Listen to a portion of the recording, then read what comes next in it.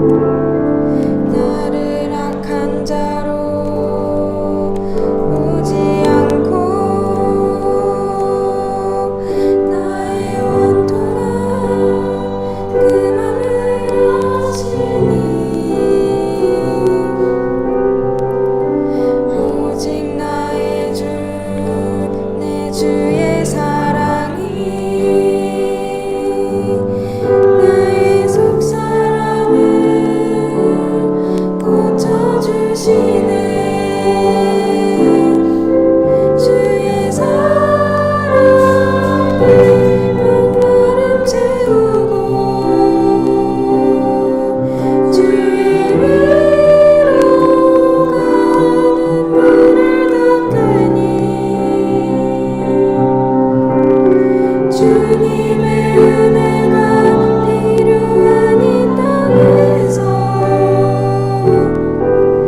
이곳에서 주와 함께 노래하리라. 주의 사랑이 목마름 채우고 주의 위로가 눈물을 닦으니 주님의 은혜가 필요한 이 땅에서 이곳에서 주와 함께 노래하리라. 주님의 은혜가 필요한 이 땅에서 이곳에서 주와 함께 노래하리라.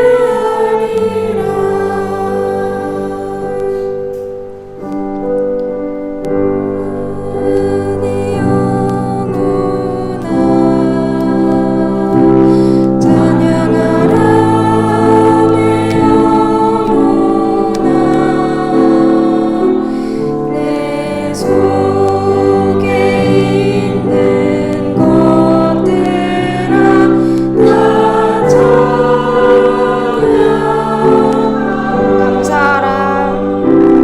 찬양. 감사라 내 영혼아 감사라 내 영혼아 내 속에 있는 것들아 다 감사하라. 기뻐하라 내 영혼아 기뻐하라 내 영혼아 내 속에 있는 것들아 다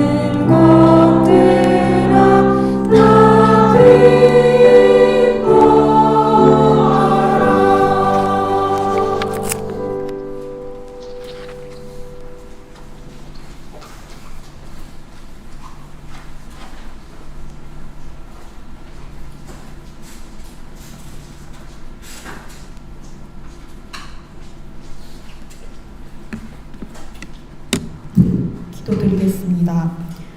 사랑하는 예수님 감사합니다. 우리를 지으시고 하나하나 꼼꼼히 예비해 주시는 하나님 아버지 감사합니다. 그러나 저희는 믿음으로 살지 못하고 하나님께 드리는 것이 조금이라도 늘어날까 두려워하며 벽을 치려고 하였습니다. 물러나고 도망치려고 하였습니다. 믿음이 작아 부끄러워하며 아버지께 나아가지 못했던 것을 회개합니다.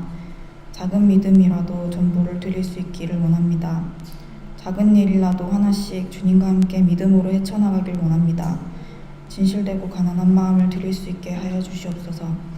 인생의 여러 단계마다 삶의 작은 순간마다 어떤 풍파 가운데서도 주님을 주인으로 모시게 해주세요. 그런 마음으로 주님께서 기뻐하시는 정직한 예배를 오늘 드릴 수 있게 해주세요. 예수님의 이름으로 기도드립니다. 아멘.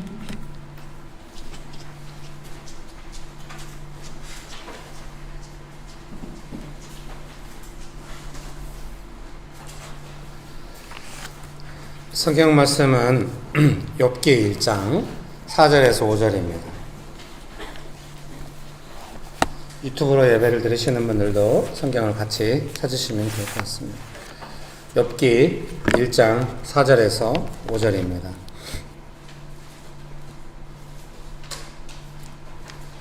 욥기 1장 4절에서 5절 말씀 제가 읽어드리겠습니다. 욥기 1장 4절에서 5절입니다. 그의 아들들이 자기 생일에 각각 자기의 집에서 잔치를 베풀고 그의 누이 3명도 청하여 함께 먹고 마시더라. 그들이 차례대로 잔치를 끝내면 욥이 그들을 불러다가 성결하게 하되 아침에 일어나서 그들의 명수대로 번제를 드렸으니 이는 욥이 말하기를 혹시 내 아들들이 죄를 범하여 마음으로 하나님을 욕되게 하였을까 함이라. 욥의 행위가 항상 이러하였더라. 아멘. 네, 설교문을 참조하셔서 하시면 되겠습니다. 네. 오늘 욥기의 내용을 근거로 해서 욥이 말하는 고난, 그래서 이제 부재로 완벽한 삶을 깨트린 고난 이렇게 정해 보았습니다. 욥이 고난당한 사실을 우리가 잘 알고 있습니다. 욥의 삶에 고난이 왔을 때 이제 IVP 주석은 두 가지를 말합니다. 고난이 왔을 때 욥이 어떻게 그것을 했는가 이렇게 말씀하실 때 하나는 수용이고요, 하나는 토로라고 합니다. 기억할 때 이제 욥이 고난 받을 때 욥의 부인이 와서 아직도 하나님을 찬양하고 있냐, 욕하고 죽자 이런 말을 하죠. 그때 욥이 이제 부인에게 하는 말이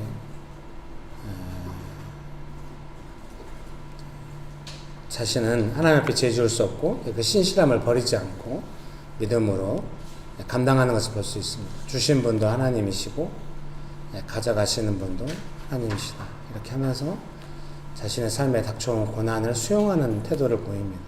그 수용이라고 하는 것이 다 이해가 되고 내가 잘 모르지만 다 순종하게 되고 나는 넉넉히 이 고난을 감당할 수 있다, 그런 의미는 아닙니다. 욥기의 전체적인 내용이 그런 내용이 아니기 때문입니다. 욥은 끊임없이 고통스러워하고 고민하고 어려워하고 원통해합니다.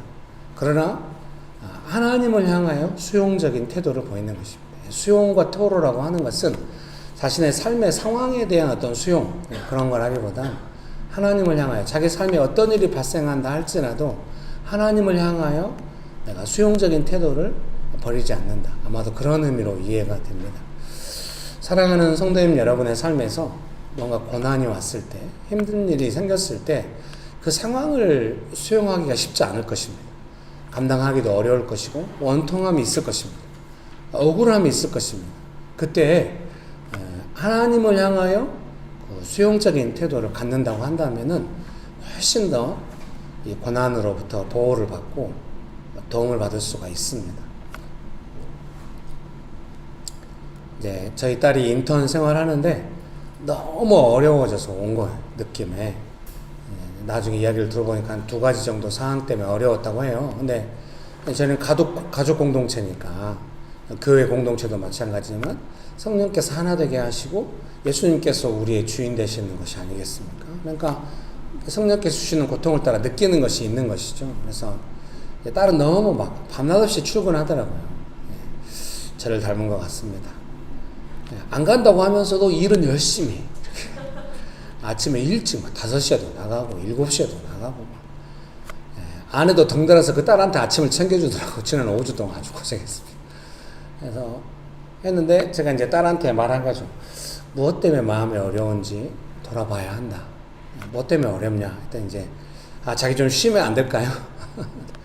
아니 근데 이거 하고 쉬면 좋겠다. 뭐 때문에 마음이 어렵냐? 일단 한 2가지 정도를 이야기하더라고요.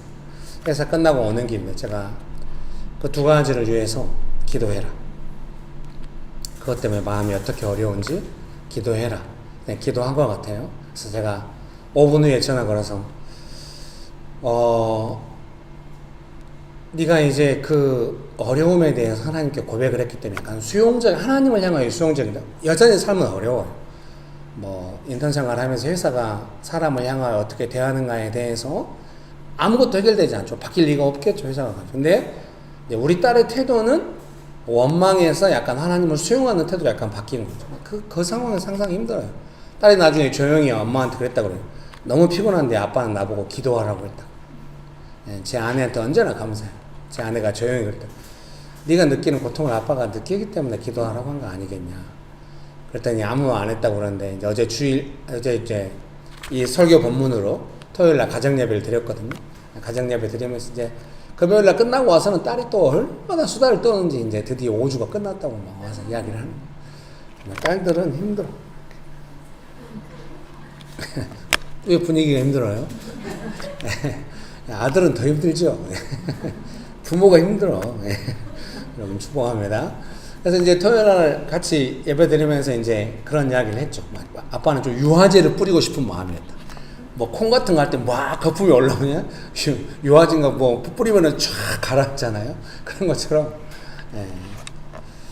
딸한테 이제 그 수용적인 태도, 하나님을 향한 약간 수용적인 태도가 됐을 때는 응답을 금방 받아요. 그러니까 여러분이 고난이 올 때 제일 어려운 것 중에 하나가 뭐냐면은 응답이 없다는 거예요. 마음은 너무 어렵고 상황은 너무 어려운데 어떻게 기도를 해도 응답이 없어요. 그것은 뭐냐면 하나님을 향한 수용적인 태도를 놓친 거예요. 혹시 여러분 주변에 믿음이 성숙한 사람이 있다고 한다면 그걸 금방 알아챌 거예요. 왜? 여러분이 하나님만을 향하여 원망하는 태도, 수용적인 태도를 잃어버린 것이 아니라 가까운 사람들, 나에게 아무 잘못도 안 했고 심지어 나를 도와주는 사람들을 향하여도 적대적으로 돼요. 아니, 하나님을 적대적으로 대하는데 누구를 적대적으로 안 대하겠어요? 그러니까 가까운 사람들 금방 느끼죠. 하나님은 아무 말씀 안 하시니까 우리가 못 느끼지만. 그래서 여러분이 또 그 어려움 겪는 사람을 도울 때도 조금 왜 나한테 그래? 막 이런 느낌이 있어요. 그때 이해해야 돼요.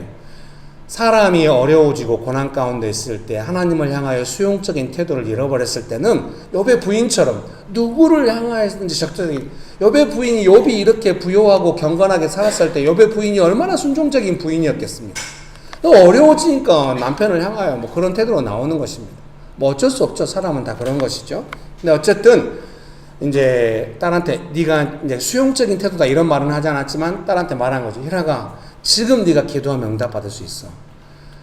그 사람들이 너를 왜 그렇게 됐는지 기도 한번 해보고 응답받으면 좋겠다 하고 나서 뭐 어떻게 응답받았는지 더 이상 묻지 않았어요. 그 일이 있고 나서 그게 한 2주차에나 뭐 있었던 일인데요. 그 이후로 3주 동안에는 좀 차분하게 보냈습니다. 저를 향한 적대감은 없어지지 않았죠. 뭐 익숙하죠. 교회에서 성도님들 항상 저를 그렇게 대하니까. 축복합니다. 마음의 한쪽에 좀 원통함은 있었죠. 드디어 딸까지 이러는 거. 제가 속으로 생각했죠. 부인까지 이러면 나는 욥이 되는 거야. 축복합니다. 부인이 뒤에서 듣고 있기 때문에 들으라고 하는 말은 아니에요. 뭐 언젠가 최악의 상황이 오면 그런 날이 올 거라고 저는 생각을 해요. 여러분 축복합니다. 사람은 다 거기서 거기이기 때문에. 근데 그럼 이 수용과 토로에서 왜 그럼 제가 말하겠냐? 토요일날 가정예배를 드렸는데 딸이 물어보더라고요. 그럼 고난이 올 때 어떻게 해야 되냐고. 그래서 이제 오늘 설교문에 있습니다만 욥기가 말하는 주제가 뭐냐면 주석은 한 3가지 정도로 말을 해요. 고난의 기원, 고난이 왜 왔는지, 어디서 왔는지 그런 거는 욥기의 주제가 아니다. 그런 것들을 따지긴 하지만 성경이 그걸 가르쳐주지 않는다. 이렇게 지나가고 이제 오늘 성경 제 설교문에 옮긴 내용을 이제 욥기의 주제다. 그래서 뭐냐면 고난이 왔을 때 그럼 나는 어떻게 해야 되냐, 무엇을 해야 되냐, 어떤 정신과 태도로 이 고난을 지나가야 되냐, 그것이 욥기의 주제라는 겁니다. 딸이 그걸 물어보더라고요. 그래서 답변했죠. 주석은 수용과 토로에 대해서 이야기하고 있다. 깊이 듣더라고요. 사랑하는 성도님 여러분의 삶에 고난이 왔을 때 하나님을 향하여 수용적인 태도를 잃어버리면 안 돼요. 원망이 올라오고 누구를 향해서는 욕 나오려고 할지도 몰라요. 욥의 부인이 말했던 것처럼 그런 심정적 상태가 된다고 하는 것을 우리가 인정해야 됩니다. 그런 사람이 그렇다고 해서 와, 너 몰랐더니 달리 봤어 이러면 안 됩니다. 누구든지 사람은 다 그러기 때문에. 그러나 욥이 위대한 점은 뭐겠습니까? 그런 상황에서도 하나님을 향하여 수용적인 태도를 끝까지 저버리지 않는다는 것입니다. 그래서 그런 태도를 보고 욥이 나중에 회개를 하게 해야 되긴 했지만은 욥이 죄짓지 않았다. 이렇게 성경은 말씀하시는 겁니다. 아마도 욥이 그 의문을 가지면서 뭔가 자기는 잘못이 없다는 태도를 너무 지나치게 견지했던 것에 대한 회개는 있었지만 뭔가 욥의 부인이 했던 것처럼 그런 심각한 죄들은 없는 것입니다. 사랑하는 성도님 여러분, 그런 의미에서 토로는 자연스러운 것입니다. 토로는 뭐냐면 욥이 주님 너무 힘들어요. 주님을 사랑합니다. 그렇지만 저는 너무 힘들어요. 주님은 좋으십니다. 이렇게 토로한 게 아닙니다. 도대체 왜 나를 태어나게 해서 이 고생을 하게 하며 내 운명은 왜 이런 식인 거며 하나님은 도대체 어디에 계시고 친구들은 왜 나한테 이렇게 하는가 하면서 펄펄 뛰면서 어려워하는 것입니다. 그 대부분의 내용이 욥기의 내용인 것입니다. 토로할 수 있습니다. 하나님 앞에 가서 우리가 기도하고 나의 어려움을 고백하고 있는 그대로 정직하게 나의 심정을 고백할 수 있습니다. 그것이 고난을 지나가는 내용이다. 이렇게 욥기가 말하고 있다고 학자들은 정의하고 있습니다. 설교문을 읽어드리겠습니다. 욥이 말하는 고난인데요. 부자가 완벽한 삶을 깨트린 고난이기 때문에 욥기가 말하는 고난 이렇게 말씀 전하고 싶었지만 욥이 말하는 고난 이렇게 했던 거는 아무래도 좀 더 인격적인 전달이 있었으면 좋겠다. 설교자가 해야 될 책무가 뭐겠습니까? 욥기의 내용을 잘 분별해서 욥이 지금 우리에게 뭐라고 말해주고 있는지, 그런 욥의 삶을 통하여 성경이 하나님께서 뭐라고 말씀하고 있는지를 잘 전달할 수 있으면 좋겠죠? 욥의 삶이 완벽하다는 것은 그가 완벽한 사람이라는 것은 아닙니다. 자녀들이 함께 먹고 마시며 잔치를 벌이고 나서 혹시 죄를 지었을까 번제를 드렸다는 것에서 그런 생각을 하게 되었습니다. 욥은 부유하고 믿음이 좋고 IVP 주석에 따르면 그는 덕이 있는 사람이었고 그 결과 이상적인 가정을 이루었다는 평을 받는 사람입니다. 그런 욥이 혹시 자녀들이 파티 기분에 경외함을 잃어버릴까 싶어 자녀 수대로 제사를 지내는 것입니다. 제가 이제 잔치를 벌였다는 것을 파티 기분이라는 것으로 해석을 해서 제가 설교문에 옮겼는데요. 조심스럽습니다. 잔치라고 한글로 번역한 것도 어떤 의미인지 잘 모르고 당시에 잔치라고 하는 개념이 무엇인지 잘 모르는데 오늘날 우리의 느낌으로 파티 기분이다 이렇게 번역해서 조금 걱정이 되었습니다만은 제가 설교문을 제 페북에 올렸습니다. 페북에 올려서 사람들이 이제 다 몇백 명의 목사님들이 제 설교문을 보는 겁니다. 정말 창피스러운 일입니다. 근데 우리가 그 읽고 있는 교회에서 교재를 쓰고 있는 묵상 교재를 쓰고 있는 시인의 영성 그 교재를 집필하신 우리 학교 선생님이기도 하셨고 한세대 신학대학원 차준희 교수님이 제 설교문에 좋아요를 눌렀습니다. 부끄럽기 한량 없습니다. 검증되는 것이죠. 예, 여러분. 근데 왜 제가 그럼 이렇게 해석을 해서 파티 기분이라고 했는가? 오늘날 우리의 느낌으로 예를 들면은 이렇게 저는 만약에 욥기를 오늘날의 영화로 만든다 그러면은 각색을 해야 되겠죠. 그러면 제 느낌에는 강남 8학군 죄송합니다. 강남 8학군에 사는 거요. 부모가 어마어마한 부유함이 있어요. 자녀들을 공부를 잘 시켰어. 아 신앙도 너무너무 좋아. 그래서 애들이 건강하게 살아. 친구들하고 잘 어울리고 형제간에 우애가 있고 막 즐거운 파티를 했어. 아주 정말 적절하게 스트레스가 해소될 만한 아주 어른들도 보기 부족한 좋은 파티를 보냈어. 그런데 그 다음날 아침에 아버지가 욥이 일찍 와가지고 얘들아 우리 잠깐 예배드릴까? 혹시 어제 기분에 취해가지고 마음이 마음대로 갔다고 한다면 하나님 경외함으로 수렵게 할 필요가 있다. 애들이 또 아빠 말을 잘 들어. 맞아요 아빠. 이러면서 은혜스러운 예배를 드려. 그거말로 완벽한 삶 아닙니까? 네, 그런 의미로 완벽한 삶이라고 표현한 것입니다. 그것이 고난이 오자 순식간에 사라진 것입니다. 완전히 사라졌습니다. 설교문 읽어드리겠습니다. 고난받기 전 욥의 삶이야말로 우리가 원하는 완벽한 삶입니다. 그러나 완벽한 삶은 고난이 오자 완전히 사라졌습니다. 자녀들도 사라졌고 부인은 변했고 건강을 잃어버렸고 재산도 사라졌습니다. 당연히 은혜스러운 분위기도 사라졌죠. 욥은 어떻게 이 고난을 지나가야 하는지 하나님께 슬픔 가운데 묻고 있습니다. 이것이 아마도 수용과 토로가 아닌가 싶습니다. 나는 이 고난이 부당하다고 생각해 감당할 수 없어 견딜 수 없어 하면서 자기 길로 뛰쳐나간 것이 아닙니다. 하나님 앞에 묻고 있는 태도를 버리지 않는 것입니다. 이것이 욥의 위대함입니다. 나는 주석은 욥기를 이렇게 말합니다. 나는 어떻게 고난을 견딜 수 있는가? 고난을 받을 때 나는 무엇을 해야 하는가? 나는 어떤 정신으로 고난을 헤쳐나갈 수 있는가 하는 것이다. 중략입니다. 따라서 욥기 전체는 바로 이 문제에 대한 대답인 셈이다. 이렇게 주석이 이야기하고 있어서 학자들의 가이드라인을 벗어나지 않고 설교문을 작성하려고 애를 썼습니다. 설교문 1번입니다. 고난은 무엇을 변하게 했는가? 욥의 고난이 시작될 때 성경은 욥이 받은 축복과 상관없이 하나님을 신뢰하는 사람이라고 말씀하십니다. 욥기 1장 8절에서 11절입니다. 한번 보실까요? 욥기 1장 8절에서 11절 말씀 제가 읽어드리겠습니다. 욥기 1장 8절에서 11절입니다. 유튜브로 예배 드리시는 분들도 같이 찾으시면 좋겠습니다. 욥기 1장 8절에서 11절입니다. 제가 읽어드리겠습니다. 욥기 1장 8절에서 11절입니다. 여호와께서 사탄에게 이르시되 내가 내 종 욥을 주의하여 보았느냐? 그와 같이 온전하고 정직하여 하나님을 경외하며 악에서 떠난 자는 세상에 없느니라. 사탄이 여호와께 대답하여 이르되 욥이 어찌 까닭없이 하나님을 경외하리이까? 주께서 그와 그의 집과 그의 모든 소유물을 울타리로 두르심 때문이 아니니까? 주께서 그의 손으로 하는 바를 복되게 하사 그의 소유물이 땅에 넘치게 하셨음이니이다. 이제 주의 손을 펴서 그의 모든 소유물을 치소서. 그리하시면 틀림없이 주를 향하여 욕하지 않겠나이까?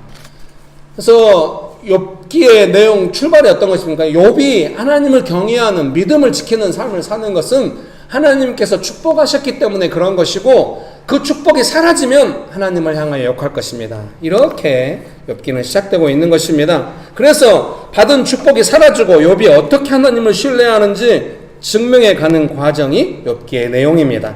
욥기 마지막에 욥은 이렇게 말합니다. 내가 주께 대하여 귀로 듣기만 하였사오나 이제는 눈으로 주를 배움나이다. 욥기 42장 5절입니다. 예수님을 믿고 포도나무 대신 예수님께 붙어있는 가지가 되었습니다. 요한복음 15장 5절입니다. 예수님을 믿는다는 것은 예수님과 동행하고 의존하는 삶이 되었다는 것입니다. 고난은 동행과 의존의 문제를 일으키거나 더욱 선명하게 해줍니다. 욥은 더욱 선명하게 동행과 의존하는 삶, 믿음의 삶을 알게 된 것 같습니다. 사랑하는 성도님 여러분, 오늘 우리가 예배 전에도 잠깐 기도했습니다. 욥에게 다가온 고난이 의미하는 바가 무엇입니까? 와, 재산을 다 잃어버렸대. 자녀들을 잃어버렸대. 물론 그런 것이 팩트고 우선적인 사실이긴 합니다. 그러나 욥기가 계속해서 욥의 고난을 통하여 말씀하시고 싶은 것이 무엇입니까? 고난이 오면 하나님을 믿는 믿음이 변하여 욕할 것이라는 것입니다. 그러니까 욥기의 나머지 내용은 그래요. 이제 고난이 왔어요. 축복이 사라졌습니다. 그럼 이제 욥이 어떻게 하는가? 그걸 지켜보는 것이 욥기의 대부분의 내용이고 욥기의 결론이 뭐겠습니까? 이 고난을 통하여 제가 생각해 보니까 하나님은 이제 눈으로 보는 것 같습니다. 이렇게 말하는 겁니다. 그것이 무엇입니까? 고난이 오기 전에는 동행하고 의존하는 삶이 있기는 있었으나 고난 이후에는 그것보다 훨씬 선명하게 나는 하나님께 붙어있는 사람이구나. 나는 가지였구나. 떠나면 안 되는 사람이구나. 아무리 어떤 고난이 와도 벗어날 수는 없는 것이구나. 벗어나서는 안 되는구나. 벗어나서는 아무것도 할 수 없는 것이구나. 나는 붙어있어야만 하고 붙어있을 때 열매를 맺는 것이다. 이것을 선명하게 알게 되었다는 것입니다. 그러니까 고난이 주는 의미는 언제나 무엇입니까? 동행하지 말고 의존하지 말아라. 이런 것인 것입니다. 동행하지 않고 의존하지 않는다는 것이 어떻게 표현되는 것입니까? 나 왜 이렇게 어려워? 이런 것인 것입니다. 원망하는 것인 것입니다. 여러분 축복합니다. 그래서 고난이 지난 후에 더욱더 동행하는 삶을 살고 의존하는 삶을 살았다는 게 뭐겠습니까? 아주 강건한 삶이 되는 것입니다. 본래 고난이 하나님을 의존하고 동행하는 삶을 못하게 하려고 믿음이 연약해지게 만들려고 삶을 연약해지게 만들려고 오는 것인데 그래서 그것을 거절하고 더욱더 하나님을 의존하고 나는 하나님께 붙어있는 예수님께 붙어있는 가지다. 이것을 설명하게 알았기 때문에 강건한 삶이 되는 것입니다. 여러분 믿습니까? 그런 은혜가 가득하게 되시기를 주님의 이름으로 축복합니다. 여러분 기억하셔야 됩니다. 제 안에 그런 게 있는 거죠. 제가 너무 욥은 막 이렇게 어마어마한 고난인데 늘 성경 읽을 때마다 많이 쫄립니다. 저의 고난은 집에서 하수구가 역류하는 겁니다. 하수구가 뻥뻥 소리나고 역류했을 때 막 천장에서 소리나고 밤새 시달렸을 때 아내와 앉아서 조용히 이야기하는 거. 여보 이건 아무래도 예수님을 따라가는 문제야. 이거 계속 이런 일이 일어날 수 없는 것 같아. 나는 예수님을 따르고 있고 당신도 그렇게 생각하고 앞으로 이런 문제가 계속 발생할 수 있는데 우리가 그렇게 생각합시다 하면서 같이 이제 훈훈한 마음으로 같이 이야기한 것이죠. 그래서 제가 강건해졌죠. 역류에 소리에 강건해졌죠. 처음에는 막 타일 깨지고 막 갑자기 날마다 막 펌프질 해가지고 물 내려가야 되고 되게 무서웠죠. 이 집 어떻게 되는 거 아니야? 전기 형광등을 갈아 끼워도 계속 수시로 안 전기고 그 전광 형광등을 다 못 켜고 살고 전기 배선이 도대체 어떻게 돼 있는 거야? 온 사람도 다 이상하다고 가고 강건해졌죠. 뭐 뻥뻥 소리 나도 뭐 낫겠지. 지금은 소리도 안 나고 물 잘 내려가고 냄새도 안 나고 소리도 안 납니다. 우리는 강건해졌죠. 그래서 제가 최근에 예니까 이걸 예로 들지만 제 아들을 기르는 거예요. 제 아들이 일어나서 5살 때 혼잣말 하면서 새벽에 돌아다니면서 대화가 안 되고 자폐가 심하게 왔구나 느낌이 왔을 때 얼마나 인생이 두렵습니까? 모든 부모의 큰 두려움 아니겠습니까? 그 두려움을 이겨내면서 자식을 잘 길러서 지금도 고민이죠. 아들 지난 월요일 어제 토요일 금요일도 아들과 함께 광명 철산 도서관에 같이 갔습니다. 가서 도서관이 얼마나 시원할까. 제가 짬뽕 그냥 짬뽕이 아니라 차돌 짬뽕을 사줬습니다. 탕수육도 사줬습니다. 제가 맛집을 검색했거든요. 아들이 너무 맛있다고. 마음에 깊은 고통이 있습니다. 아들의 삶은 어떻게 살아가게 될 것인가. 두려워하지 않습니다. 옛날에는 많이 두려웠죠. 점점 강건한 삶이 되니까 어떻습니까? 부부간에 화목하고 가족들을 보호할 수 있고 죽지 않는다. 괜찮아. 위로하고 어떤 문제가 생겨도 관리실하고 안 싸우고 주인하고 따뜻하게 이야기하고 아마 주인은 우리 같은 세입자가 안 떠나길 계속 원할 것입니다. 수시로 보고하고 해결하고 하니까 여러분 축복합니다. 강건한 삶입니다. 여러분 강건한 삶으로 나가고 있는 줄 믿습니다. 설교문 2번입니다. 고난을 설명해야 하는 고통이 고난이다. 히브리어 직역성경은 욥기 6장 29절을 조금 더 분명하게 번역을 하고 있습니다. 제발 돌이켜서 불의가 없게 하라. 친구들한테 하는 말이거든요. 다시 돌이켜라. 내 의가 그분 안에 있다. 욥이 하도 죄 때문에 고난받는다고 하니까요. 친구들은 욥이 겪는 고난을 오해했습니다. 오해를 기반으로 자신들의 하나님에 대한 이해를 욥에게 적용했습니다. 자신들의 결론을 욥에게 강요한 것입니다. 그것이 고난의 핵심입니다. 여러분, 욥기의 대부분의 내용이 뭡니까? 욥이 친구들한테 자기가 고난받고 있는 사실을 설명하는 내용입니다. 욥기 1장이 욥이 의로웠다가 고난이 시작된 내용이고 욥기 마지막이 회개하고 회복된 내용, 그 중간에 있는 내용들은 전부 다 한 40여 장에 걸쳐서 욥기가 주로 말씀하시는 것이 무엇입니까? 친구들한테 자기 고난을 설명하는 것입니다. 그러므로 고난이 왔을 때 설명하는 고통이 있을 수 있습니다. 아이 나는 뭐 억울한 일 당해도 설명 안 해. 괜찮습니다. 근데 설명해도 뭐 성경적에서 크게 벗어난 것은 아니라는 생각이 듭니다. 가까운 사람들에게 자기의 고난, 이렇게 나 너무 고난받아, 나 너무 어려워라 함께 낙담하는 쪽으로 자기 낙담의 동조자가 되어달라고 설명하는 것이 아니라 자기가 예수님을 따르고 있는 것에 대해서 말할 수 있다는 것입니다. 나는 예수님을 따르다가 이런 일을 제가 제 아내에게 여보 우리가 예수님을 따르는 일인 것 같아. 뭐 하수구 역류하고 뭐 천장에 소리 나는 것만 그렇게 말했겠습니까? 아내가 셋째를 임신했는데 근무력증이어가지고 병원에 몇 개월 동안 누워 있었습니다. 제가 아내한테 말했죠. 여보, 당신이 잘못한 건 없는 것 같아. 아내가 미안해 하니까 제가 집에 수원에서 서울 왔다 갔다 하면서 금천 뭐 아마 여기 강남 성심병원 이름은 강남인데 병원이 강남에 있지는 않아요. 여기 금천구 이쪽에 있거든요. 제가 수원에서 왔다 갔다 하면서 아내를 몇 개월 동안 돌봤거든요. 두 애 기르고 아내 솔미고 막 정신은 하나도 없었죠. 몇 개월 동안. 아내한테 말해 내가 예수님을 열심히 따랐더니 정말 불시험이 온다. 네가 나 안 만났으면 편하게 살았을 텐데. 선생님 하면서 안락하게 나 만나서 이 고생하고 있다고 생각한다. 미안해. 내가 끝까지 너를 돌볼게. 아내가 그런 것 같다.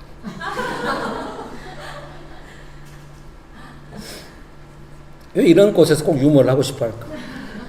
여러분 축복합니다. 설명이란 그런 측면이 있는 거예요. 내가 예수님을 따라가다 이런 일, 그럼 그거 듣는 사람이 어떻습니까? 아 그렇구나. 여러분도 다 담대해지실 겁니다. 그래.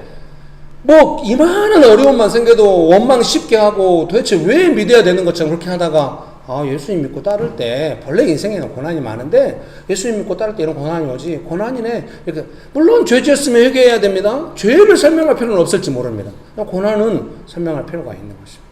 왜요? 듣는 사람들이 욥의 친구들이 회개하게 되니까. 욥의 친구들이 잘못한 거에 굴복할 수는 없잖아요. 고난인데 죄라고 설명할 수는 없어요. 고난은 고난이고 죄는 죄인 것입니다. 여러분 축복합니다. 3번입니다. 깨어있는 고통. 그러니까 설교문 2번에 두 번째 단락 읽어드리겠습니다. 우리의 구원을 위하여 독생자 예수 그리스도께서 십자가를 지셨습니다. 성령님께서 역사하셨을 때 사람들은 예수님의 십자가 지심, 그의 고난이 우리의 구원이라는 것을 알게 되었습니다. 아마도 우리의 고난도 성령님께서 역사하실 때 예수님을 따르는 고난이었고 다른 사람을 섬기는 고난이었다고 알게 될 것입니다. 여러분 제발 부탁입니다. 고난을 받으십시오. 죄를 짓지 말고 욕심을 따라 죄를 지으면 무슨 의미가 있겠습니까? 베드로 사도가 그렇게 말하지 않습니까? 베드로 전성과 후성과 얼른 기억.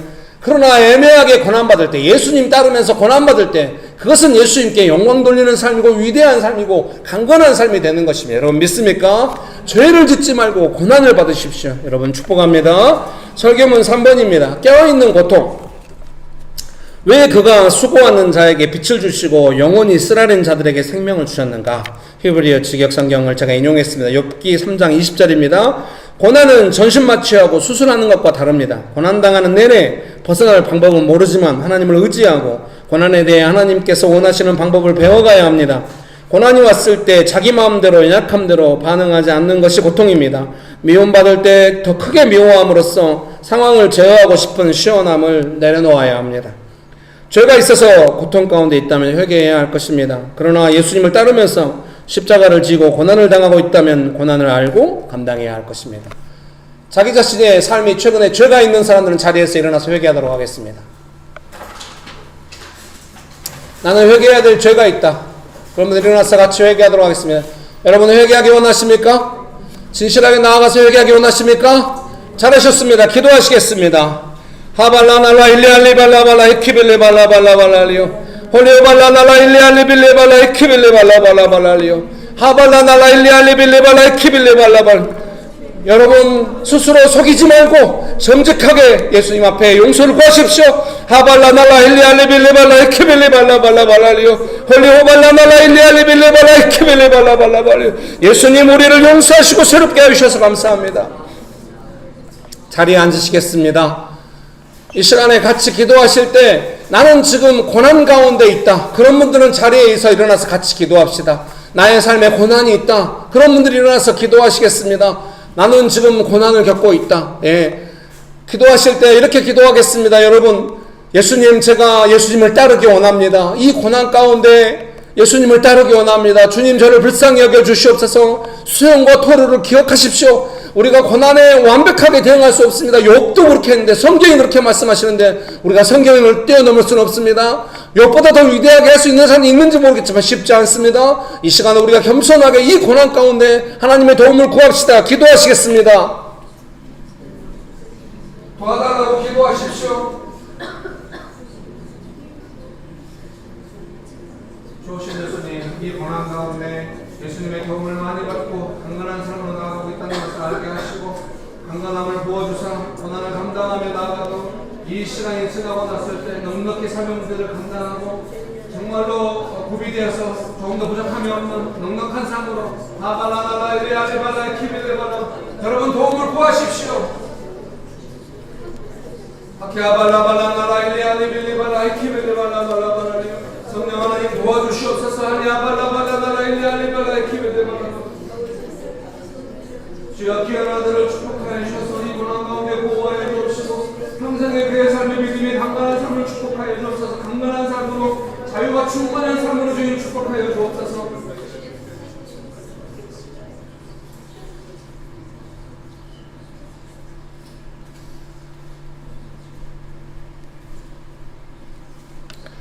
염려하지 마십시오.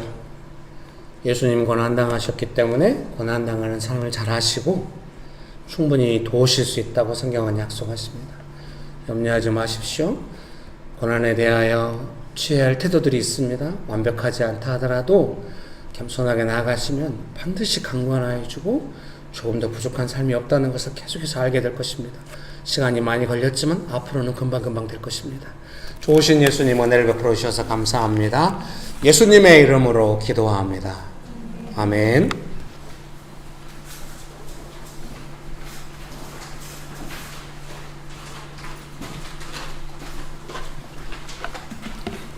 다 같이 헌금기도 드리시겠습니다. 아버지 하나님, 귀한 날을 맞아 이 자리에 있을 수 있게 하심을 정말 감사드립니다. 주님께 예물과 감사를 드리려 앞에 서 있습니다. 그러나 저는 정말 제대로 주님께 마음도 예물도 제대로 드리지 못했습니다. 주님, 제게 있는 모든 것이 또 우리에게 있는 모든 것이 주님에게 온 것인데 어떤 것을 드린다 한들 그저 받은 것을 돌려드리는 것이기 때문입니다. 주님, 그럼에도 늘 하찮은 것들을 내어드리면서 온갖 생색만 내고 주님 정말 제가 너무 많은 것을 드렸다 생각한 저 자신을 또 그렇게 생각하시는 분이 있다면 우리 성도들을 용서하여 주시옵고 주님 저희가 온 마음과 온 정성을 다해 주님께 예물과 감사와 아버지 저희의 마음을 드릴 수 있게 도와주시옵소서. 주님 또 혹시 아버지 정말 마음은 가득하나 손이 비어드리지 못한 손길이 있다면 그 손길을 가득 채워주시옵소서. 저희가 드린 헌물이 정말 주님의 일에 합당하게 쓰여지게 도와주시옵소서. 주님 또 주님의 마음을 주님의 사랑하는 마음을 팬으로 내 것만을 채워달라고 그렇게 욕심부리지 않는 저희가 될 수 있게 도와주시옵소서. 감사드리며 예수님의 이름으로 기도드렸습니다. 아멘.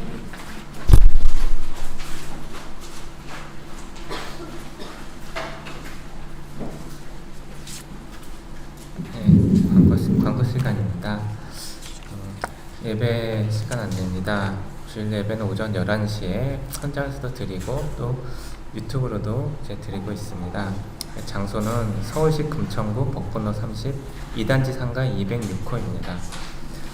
주일 모임 안내입니다. 예배 후에 식사와 교제하는 시간이 제가 있습니다.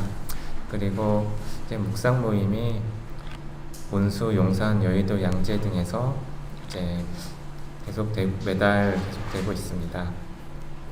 그리고 매주 수요일 밤 8시에 교회 줌으로 수요 기도회가 있습니다. 그리고 비엔텐 캠퍼스의 홍세진 형제께서 이제 7월 10일 내일 공군 입대를 하실 예정입니다. 군 복무 동안 따뜻한 위로와 사랑을 보내주시고 하나님의 보호하심을 위해서 기도 주시면 감사하겠습니다. 감사합니다.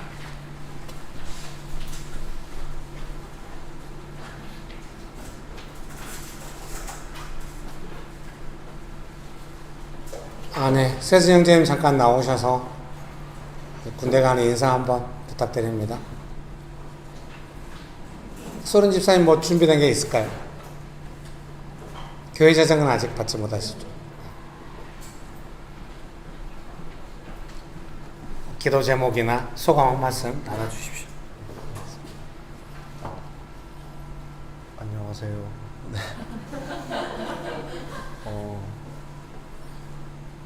내일 훈련소 가는 홍세진이라고 합니다.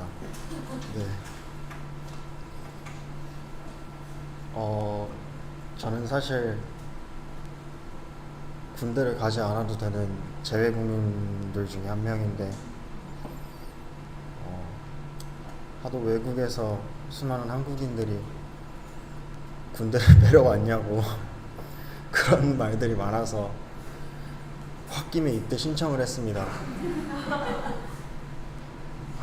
내일이 입대인데 돌이켜보니 왜 그랬을까 라는 생각이 드네요. 네, 가벼운 농담이었고요. 잘 갔다 올 수 없다는 거 알지만 잘 갔다 오도록 노력하겠습니다. 응원해 주셔서 감사합니다.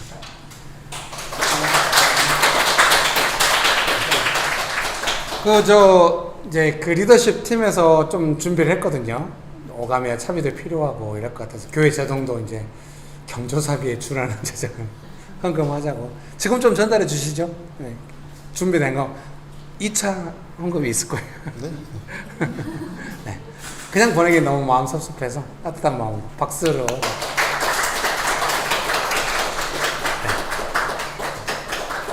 잠깐 기도하시죠. 기도하겠습니다.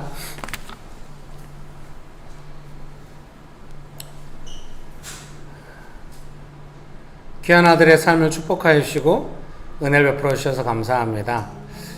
되게 행복하고 적성에 맞고 능숙하게 감당할 수 있는 삶이 되도록, 처음부터 그럴 수는 없을 수 있지만 그런 시간 되도록, 그래서 또 다른 가능성과 인정받는 삶, 그리고 안정감 있는 삶을 하고 또 사회에 나와서도 강건하게 살아갈 수 있겠다, 이런 거에 대해서 계기를 삼는 그런 귀한 시간 되도록 이 모든 시간을 좀 축복하여 주옵시고, 순간순간마다 정말로 교회 집사님들이 댓글로 축복했던 것처럼 요소요소에 하나님께서 베풀으신 은혜를 따라서 좋은 사람들이 준비되어 있어서 귀한 은혜를 입게 하여 주시옵소서. 귀한 아들을 돌보신 하나님을 찬양합니다. 하나님은 군대에도 계시고 아들을 보호하심을 믿습니다. 예수님의 이름으로 기도합니다. 아멘. 네.